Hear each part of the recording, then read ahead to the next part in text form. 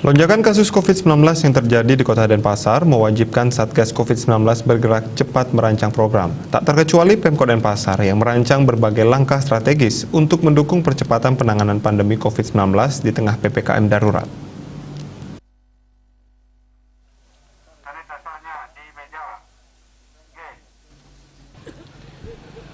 Wali Kota Denpasar I Gusti Ngurah Jayanegara didampingi Wakil Wali Kota IKD Agus Arya Wibowo Minggu 11 Juli mengatakan pelaksanaan PPKM darurat harus dimaksimalkan.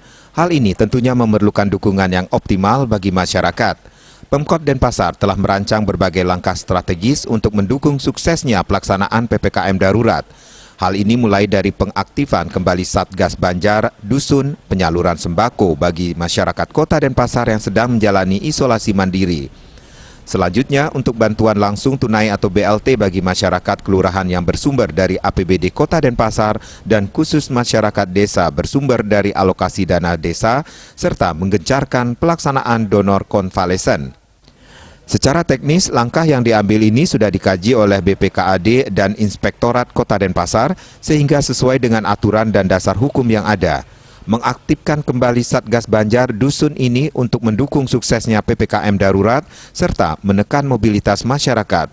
Jayanegara juga mengajak seluruh OPD di lingkungan Pemkot Denpasar untuk mengoptimalisasi peran Bapak Angkat di desa kelurahan.